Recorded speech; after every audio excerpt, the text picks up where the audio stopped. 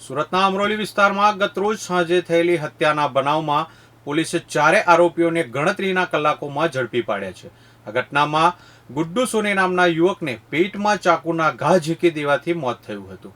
પોલીસના જણાવ્યા અનુસાર મૃતક ગુડ્ડુ સોની અને ચારેય આરોપીઓ એક જ સોસાયટીમાં અને એક જ મકાનમાં ઉપર નીચે રહેતા હતા.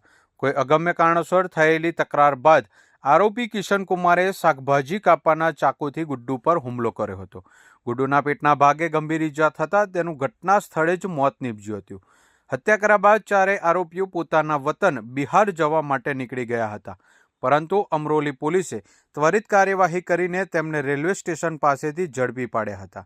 પોલીસે આ મામલે વધુ તપાસ હાથ ધરી છે. ગઈકાલ તારીખ 16/9/2025ના રોજ સાંજના સમયે ગુડ્ડુ શિવસાગર સોની નામના વ્યક્તિની કેટલાક ઇસમોએ હત્યા કરેલી છે. જે ગુડ્ડુ તથા હત્યારાઓ શ્રીરામનગર ગુજરાત હાઉસિંગ બોર્ડ ખાતેના રહેવાસીઓ છે. મૂળ તેઓ તમામ યુપીના રહેવાસી છે. છેલ્લા 4-5 વર્ષથી સુરત ખાતે આવી સેન્ટિંગના તેમજ ટેક્સટાઇલના મજૂરી કામના વ્યવસાય સાથે સંકળાયેલા છે. સામાન્ય બાબતમાં બંને વચ્ચે ઝઘડો થયેલો અને ગુડ્ડુ તથા અભિષેકના ઝઘડાને કારણે બાકીના 3 આરોપીઓ, જેમાં કરણ દ્વારા ગુડ્ડુને છરી મારવામાં આવેલી.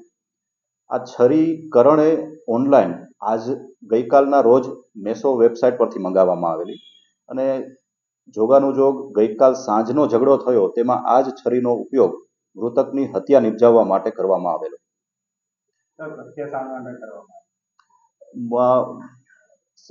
શાકભાજીની લારી પર સામાન્ય બોલાચાલી મૃતક અને અભિષેક નામના વ્યક્તિ વચ્ચે થયેલી.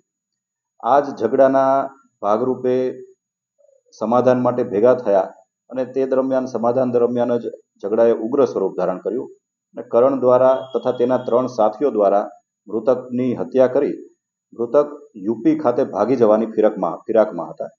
પરંતુ પોલીસે અલગ અલગ ટીમો બનાવી ગણતરીના કલાકોમાં જ આરોપીઓને ઝડપી પાડેલા છે અને હાલમાં કાયદેસર કાર્યવાહી હાથ